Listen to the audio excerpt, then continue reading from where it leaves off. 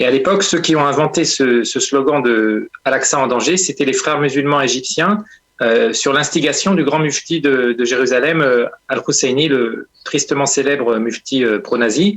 Et donc c'est à cette époque qu'apparaît à la fois le slogan et aussi cette calomnie selon laquelle les Juifs voudraient profaner les mosquées, et qui est devenu ensuite un slogan mobilisateur des foules musulmanes chaque fois que le conflit s'essouffle.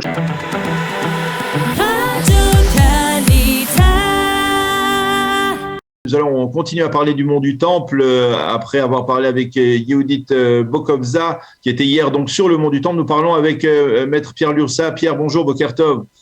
Bonjour Daniel. Alors je rappelle que vous êtes juriste, mais vous êtes également historien et nous voulions justement parler d'un trait d'histoire important parce que de facto, on entend beaucoup parler les Palestiniens d'Al-Aqsa en danger.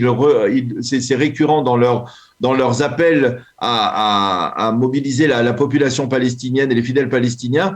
Vous avez publié un post pour nous rappeler qu'en fait cet appel n'est pas récent et qu'il remonte à près d'un siècle. Racontez-nous.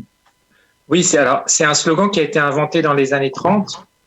Plus précisément en 1936, lors de ce qu'on appelait la Grande Révolte de 1936. Et à l'époque, ceux qui ont inventé ce slogan de Al-Aqsa en danger, c'était les frères musulmans égyptiens, sur l'instigation du grand mufti de Jérusalem, Al-Husseini, le tristement célèbre mufti pro-nazi. Et donc c'est à cette époque qu'apparaît à la fois le slogan et aussi cette calomnie selon laquelle les Juifs voudraient profaner les mosquées, et qui est devenu ensuite un slogan mobilisateur des foules musulmanes chaque fois que le conflit s'essouffle ou chaque fois que les dirigeants de l'islam politique veulent mobiliser les foules, alors ils font appel à ce slogan, à cette calomnie, en disant attention, les Juifs et aujourd'hui les Israéliens vont profaner la mosquée. Et c'est un slogan qui a réussi effectivement à mobiliser les foules, comme on le voit régulièrement dans l'actualité israélienne. C'est le mufti de Jérusalem qui est le premier à lancer ce slogan, à mobiliser à l'époque, on va dire la population arabe de l'époque, pour se lancer, y compris dans des pogroms qui ont coûté la vie à de nombreux Juifs à cette époque, n'est-ce pas ? Absolument, c'est dans les années 30 que tout a commencé parce qu'auparavant, vous savez comme moi que Jérusalem n'est pas très importante dans l'islam durant toute l'histoire. Le nom de Jérusalem n'est pas mentionné dans le Coran, et c'est seulement à l'époque moderne que, je dirais, en réaction au sionisme, l'opposition au sionisme utilise le thème de Jérusalem, et donc le premier, c'est le grand mufti qui s'est rendu spécialement en Égypte pour rencontrer les dirigeants des frères musulmans, mouvement qui existait depuis une dizaine d'années en Égypte, et c'est lui qui a quelque part lancé ce thème mobilisateur et cette calomnie, je répète, de dire les Juifs vont profaner les lieux saints de l'islam. Et donc en fait, Jérusalem devient un thème crucial dans la propagande politique des frères musulmans, et on sait que tous les mouvements radicaux islamiques actuels sont issus des frères musulmans, que ce soit d'ailleurs, y compris d'ailleurs sur la scène palestinienne, à la fois le Hamas, comme tout le monde le sait, mais aussi le Fatah, quelque part, comme on le sait beaucoup moins. Arafat lui-même faisait partie des frères musulmans. Donc je dirais les frères musulmans, c'est la matrice de tous les mouvements d'opposition à Israël aujourd'hui en Israël, à la fois aussi d'ailleurs le parti islamique, y compris d'ailleurs sa branche considérée comme modérée qui siège au gouvernement, tous sont issus des frères musulmans. Alors, il faut préciser historiquement qu'à l'époque, il n'y avait, on va dire, que quelques milliers, on va dire peut-être dizaines de milliers de Juifs à l'époque en Eretz Israël, très peu à Jérusalem, et qu'ils n'avaient aucun pouvoir, les Juifs à l'époque. C'est-à-dire, ils n'étaient pas présents sur le mont du Temple, ils n'avaient pas de souveraineté sur le mont du Temple. Et déjà, le mensonge de Al-Aqsa en danger était en vigueur, quoi. Absolument. Je dirais que ce slogan mensonger, et c'est quelque part, c'est bien la preuve que tout ça est antérieur au conflit, tout ça est antérieur même à la guerre de 67, antérieur à 48. Donc, on comprend que les racines du conflit, ce qu'on appelle souvent le conflit religieux à Jérusalem, d'une part, sont plus anciennes que l'État d'Israël, et d'autre part, c'est pas vraiment un conflit religieux, parce que quand on regarde bien ce qui se passe, on s'aperçoit que les frères musulmans, d'abord, mobilisent toujours les thèmes religieux de l'islam à des fins politiques, mais exclusivement politiques. Et si vous regardez la plupart des dirigeants des frères musulmans musulmans. Tout à l'heure, j'ai cité Arafat, mais on peut les citer tous. Le beau-père de Tariq Ramadan lui-même, ou même du côté de Al-Qaïda, si on regarde, qui sont eux aussi quelque part un rejeton lointain des frères musulmans.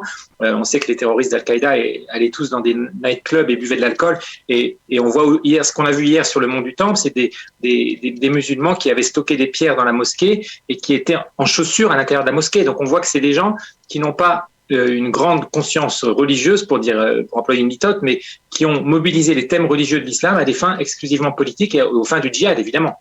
Alors, comment vous expliquez dans ce contexte la position du parti Raham, justement, qui est aussi une réminiscence des frères musulmans, politique cette fois, et au sein de la Knesset, et son positionnement qui, malgré tout, donc a gelé hier sa participation à la coalition, mais n'a pas l'intention apparemment de quitter cette coalition. Comment vous expliquez que finalement, eh bien, ça passe presque comme une lettre à la poste, ce positionnement de Raham?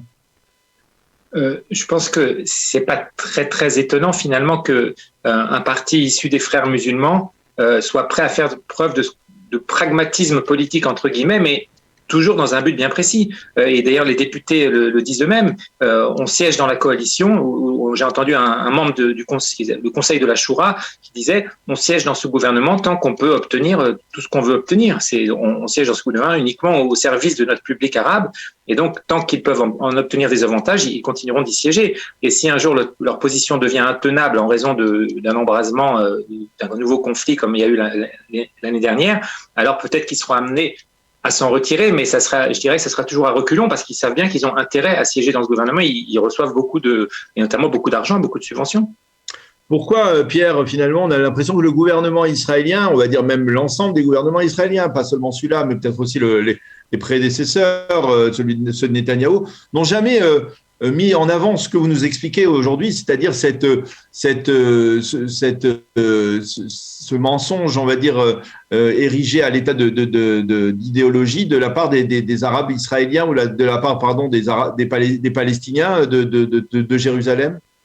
Je pense d'une part, il y a deux raisons. Il y a une forme d'ignorance et puis il y a de l'histoire et puis il y a aussi peut-être un manque de courage politique. Mais il y a quand même un dirigeant israélien qui avait rappelé le rôle du mufti dans la Shoah sur un sujet un petit peu différent. C'était Netanyahou. Et rappelez-vous de la levée de bouclier à l'époque, mais contre lui venant de toutes parts, alors que les choses qu'il a dites à cette époque étaient totalement avérées. Et certains historiens ont eu le courage de le dire. Mais je pense qu'au-delà de ça, il y a une erreur d'appréhension fondamentale qui a souvent été relevée, c'est le fait que on croit toujours qu'il s'agit d'un conflit religieux et on dit toujours il ne faut pas offenser le sentiment religieux du public musulman. Et c'est pour ça que la police est très tatillonne avec les juifs qui veulent monter sur le mont du Temple.